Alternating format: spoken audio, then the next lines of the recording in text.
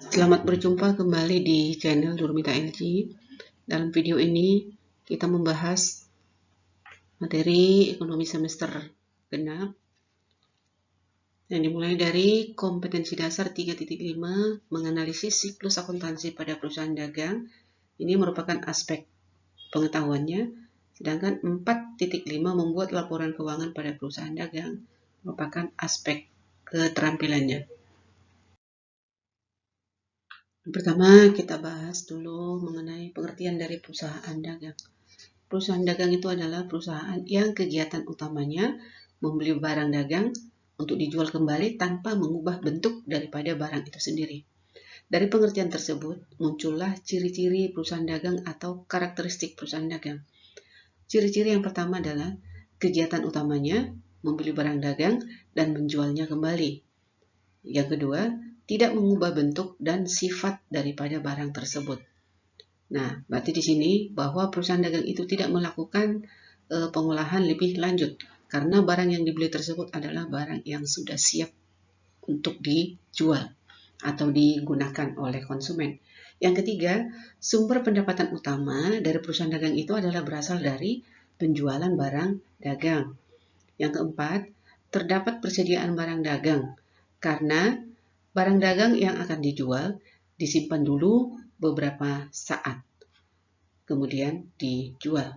Yang kelima, tujuan dari perusahaan dagang tersebut adalah untuk memperoleh laba atau mencari laba. Nah, jenis-jenis transaksi pada perusahaan dagang yang tidak kita temukan dalam perusahaan jasa. Yang pertama, adanya pembelian barang dagang. Nah, pembelian barang dagang di sini yang kita bahas adalah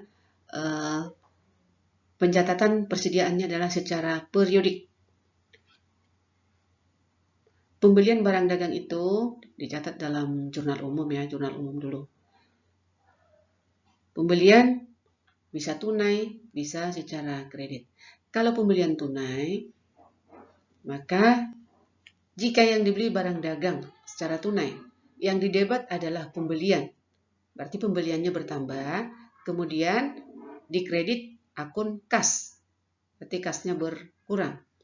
Sedangkan yang kedua, jika pembeliannya secara kredit, yang didebat adalah pembelian.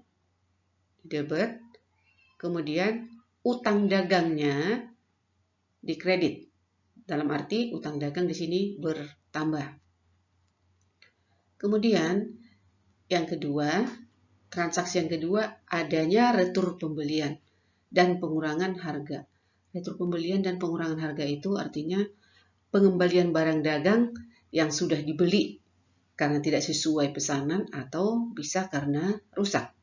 Nah, untuk retur pembelian ini atau pengembalian barang dagang ini bisa kemungkinannya adalah apakah barang yang dikembalikan itu barang yang dibeli tunai atau yang dibeli secara kredit.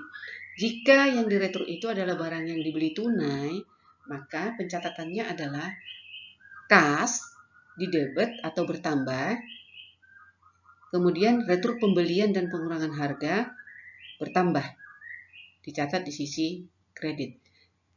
Jadi kalau pengembalian barang dagang untuk yang dibeli tunai itu menambah kas dan menambah retur pembelian dan pengurangan harga. Kemudian yang kedua atau B, jika barang yang dikembalikan itu adalah barang yang dibeli secara kredit, maka otomatis dia adalah mengurangi utang dagang. Utang dagang dicatat di sisi debit dan retur pembelian dan pengurangan harga dicatat di sisi kredit. Atau retur pembelian dan pengurangan harganya di sini adalah bertambah. Kemudian transaksi yang ketiga, adanya potongan pembelian. Potongan pembelian adalah potongan yang diperoleh dari penjual karena si pembeli melunasi utangnya lebih cepat dari waktu yang telah ditetapkan. Jadi potongan pembelian itu diperoleh pada saat melunasi utang dagang. Jadi pada saat melunasi utang dagang, yang didebet utang dagangnya. Didebet berarti utang dagang didebet artinya utang berkurang. Kas dikredit berkurang, dan potongan pembelian di kredit bertambah. Transaksi yang keempat, adanya penjualan barang dagang. Penjualan barang dagang dapat dilakukan tunai atau dilakukan secara kredit. Jika penjualannya tunai, otomatis menambah kas. Kas di debit, penjualan di kredit. Kas bertambah, penjualan bertambah. Kemudian, jika penjualannya secara kredit, menambah piutang. Piutang dagang bertambah di debit, penjualan bertambah di sisi kredit. Transaksi yang kelima, adanya retur penjualan dan pengurangan harga. Retur penjualan dan pengurangan harga itu adalah penerimaan kembali barang dagang yang telah dijual karena tidak sesuai pesanan atau karena rusak. Jadi si pembeli mengembalikan kepada pihak penjual. Nah, retur penjualan dan pengurangan harga tersebut ada kemungkinannya barang yang diterima itu adalah apakah barang yang dijual tunai atau yang dijual secara kredit. Jika barang yang diterima ini adalah barang yang dijual secara tunai, maka otomatis si penjual di sini harus mengembalikan uang si pembeli. Dalam artian, nah di sini kita lihat dulu nih, waktu menjual tunai kasnya bertambah. Nah, pada saat dia menerima kembali barang yang dijual secara tunai, otomatis kasnya berkurang di sini. Jadi, retur penjualan dan pengurangan harga bertambah di sisi debit, kasnya berkurang di sisi kredit. Karena dia mengembalikan uang dari hasil penjualan penjualan tunai tadi. Barangnya diterima, ya uangnya juga harus dikembalikan.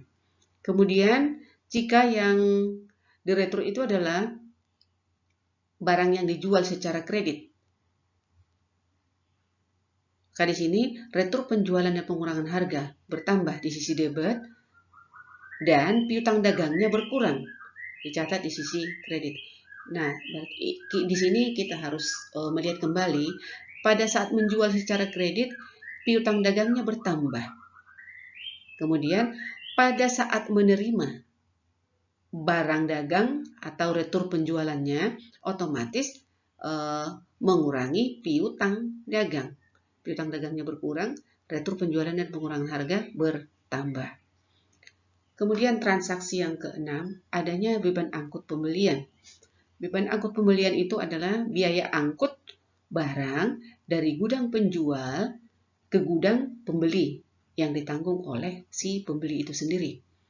Nah, biaya angkut itu bisa dibayar tunai atau secara kredit.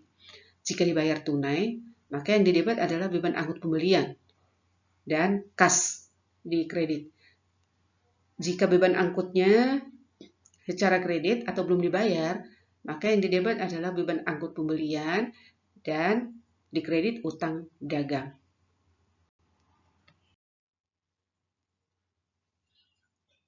Transaksi yang ketujuh, adanya beban angkut penjualan. Beban angkut penjualan adalah beban angkut barang dari gudang penjual ke gudang pembeli yang ditanggung oleh si penjual. Nah, beban angkut penjualan bisa dibayar tunai atau dibayar secara kredit. Kalau bayar tunai, yang didebet beban angkut penjualan dan dikredit kas. Jika dibayar secara kredit, beban angkut penjualan didebet utang dagangnya di sisi kredit. Transaksi yang ke-8, potongan penjualan. Potongan penjualan itu adalah potongan yang diberikan penjual kepada pembeli karena pembeli melunasi utangnya lebih cepat dari waktu yang telah ditentukan. Jadi potongan penjualan itu diberikan atau terjadi pada saat menerima pelunasan piutang dagang. Jadi potongan penjualan ini adalah mengurangi kas yang seharusnya diterima.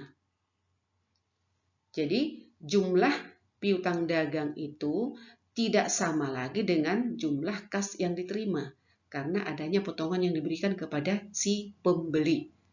Nah, jadi di sini jurnal pada saat menerima pelunasan piutang dagang, kasnya didebet, potongan penjualan didebet, dan piutang dagang di sisi kredit. Kemudian transaksi yang ke-9, ada persediaan barang dagang. Persediaan barang dagang itu adalah jumlah barang dagang yang ada pada akhir periode tertentu. Sebagai contoh, persediaan barang dagang 31 Desember 2021 adalah nilai persediaan setelah dilakukan perhitungan jumlah barang yang ada secara fisik di gudang. Nah, persediaan tersebut dicatat dalam akun atau dalam perkiraan persediaan barang dagang. Nah, demikianlah jenis-jenis transaksi yang terdapat dalam perusahaan dagang. Semoga video ini bisa membantu kalian dalam pemahaman akuntansi perusahaan dagang. Sekian dan terima kasih.